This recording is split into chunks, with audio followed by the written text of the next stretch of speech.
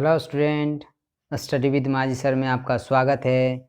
आज हम लोग क्लास 10 का इंग्लिश सब्जेक्ट का सेट 5 जो कि आखिरी सेट है इसको सॉल्व करेंगे। इससे पहले सेट 1, 2, 3, 4 अपलोड हो चुका है। जिन बच्चों ने अभी तक वीडियो नहीं देखा है वो वीडियो को देख लें, और other subject science, Hindi, SST का भी मैंने वीडियो अपलोड कर दिया है। तो जो बच्चे अभी तक नहीं देखें वो वीडियो को देख लें, और वीडियो अगर अच्छी लगती है तो वीडियो को लाइक करें, सब्सक्राइब करें और दोस्तों के साथ भी शेयर करें। तो चलिए क्लास 10 सब्जेक्ट इंग्लिश सेट 5 शुरू करते हैं। पहले पैसेज पढ़ लीजिएगा ध्यान से ताकि आंसर्स खोजने में आपको आसानी मिलेगी। चलिए पहला क्वेश्चन है, व्हाट इज़ ब्लैक कॉफ़ी? तो इसका आंसर होगा C, coffee without cream and sugar. Question number 2, when do Americans drink ice coffee? तो इसका आंसर होगा B, in summer. Question number 3, which drink is very popular in northern Europe? तो इसका answer होगा A, coffee.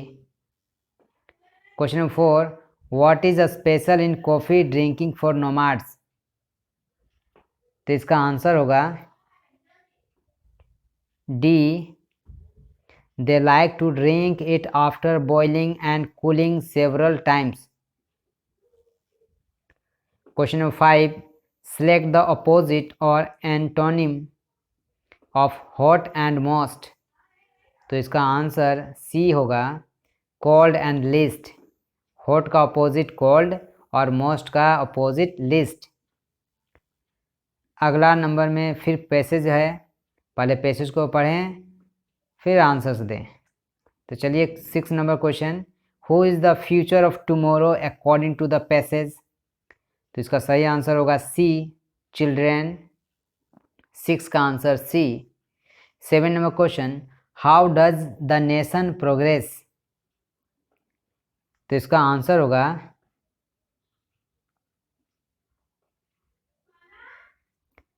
7 का answer होगा ए, when the children shape their formative years।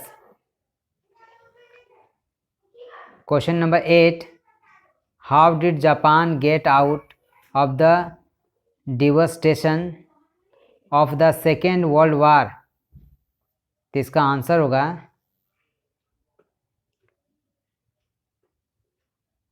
8 का answer होगा B, by bringing spirit of discipline in every sphere। 9 number question, which are the things not done by Japan to restore their progress? तो इसका answer होगा D, contributing themselves in shaping their future leaders। Question number 10, which word in the passage means infectious? तो इसका answer होगा B, contagious। 10 का answer B. अभी 11 से फिर 15 तक जो क्वेश्चन होगा फिल इन द ब्लैंक्स है, 11, 12, 13 और 14 तक है। ऑप्शन दिए हुए हैं,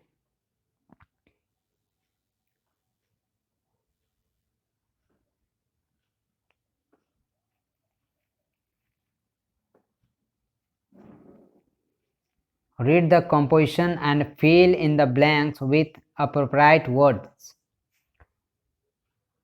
तो 11 में जो करेक्ट होगा, जो ऑप्शन होगा वो दिया हुआ, उसमें जो करेक्ट ऑप्शन होगा वो होगा डी, हार्म्स। 12 में जो सही ऑप्शन होगा 12 का वो होगा ए, मिस्टेकन। 13 का जो सही आंसर होगा वो होगा B, death.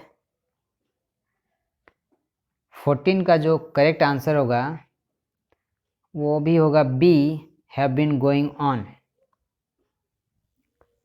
Next question, read the informal letter and fill in the blanks with appropriate words.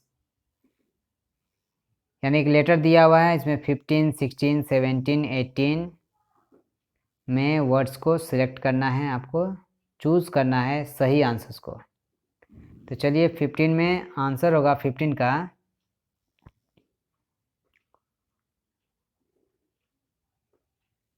A, can not attend. 15 का होगा आंसर ए। 16 का आंसर होगा सी, हैव। 17 का आंसर होगा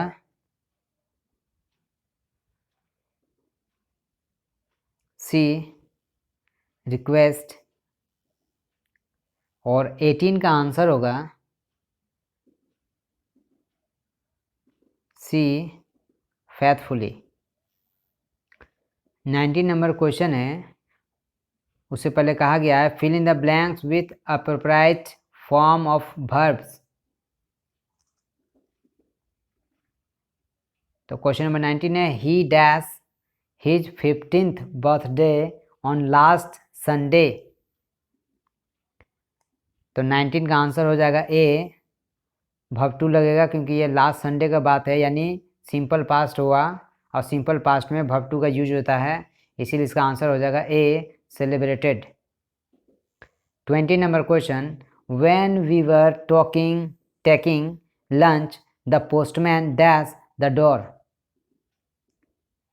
तो इसका आंसर होगा 20 का बी, नॉक्ड। 20 का answer B. 21 number question, dash he dash me I would have visited his home.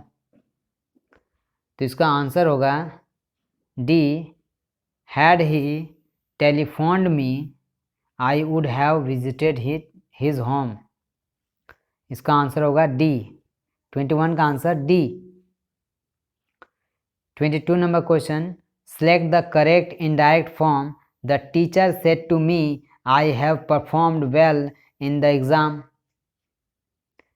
तो इसका indirect form होगा 22 का आंसर होगा B, the teacher told me that I had performed well in the exam. 23 number question, select the correct indirect form. Gandhi said honesty pays in the long run. तो इसका answer होगा B, Gandhi said that honesty pays in the long run. अब literature है, section D में literature से 24 number question, what was the last hope of Lencho. तो इसका answer होगा A, help from God. 25 number question, Lencho was an ox of man. What does this statement mean? तो इसका answer होगा Lencho was hard working man. तो 25 का answer होगा C, Lencho was hard working man. 26 number question, to whom did Lencho write a letter. इसका answer होगा C, God. 27 number question, which word in the passage means soul. तो इसका answer होगा 27 का conscience, सी। 27 का आंसर होगा सी।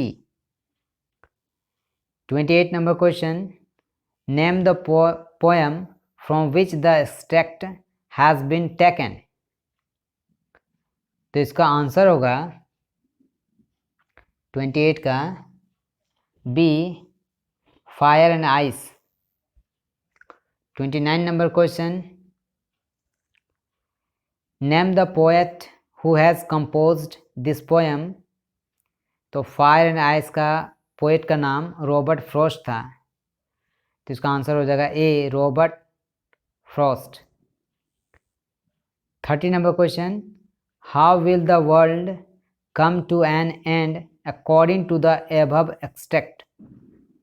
तो 30 का आंसर जो होगा वो होगा सी, growing hatred.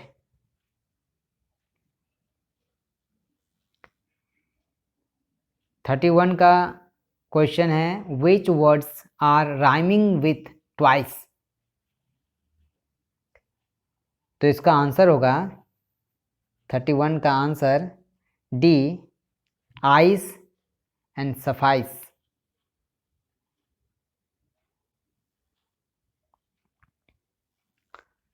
32 number question. What destroyed the paddy crop of Lencho. तो 32 का आंसर होगा बी, हैवी हेलस्टॉर्म.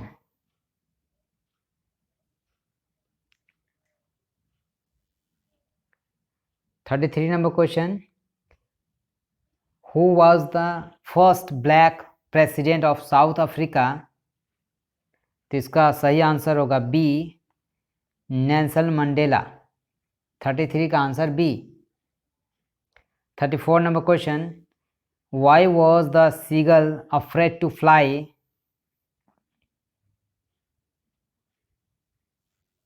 तो 34 का आंसर होगा D, because it was his first flight. 35 number question. Why does the narrator say that paper has more patience than people. तो इसका answer है C, one can write anything at any length on paper.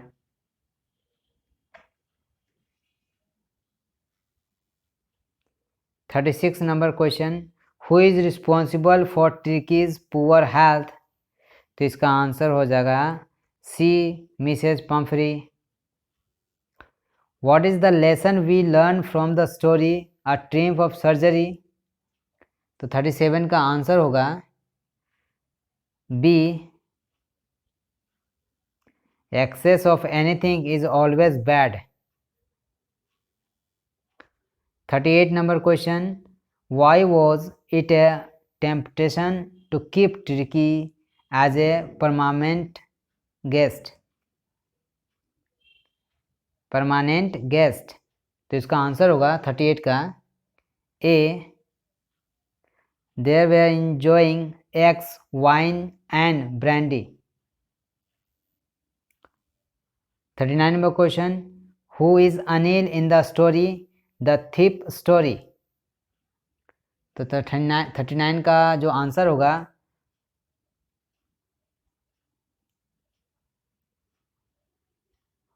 A, a writer. 40 number question. Why does the thief decide to steal Anil's money. तो 40 का answer होगा C, Anil doesn't pay him any money. तो student, आज हम लोगों ने English का आखिरी सेट 5 भी सॉल्व कर लिया हूँ. आप लोगों ने नोट कर लिया है. तो मिलते हैं नेक्स्ट वीडियो में. तब तक के लिए good bye and take care.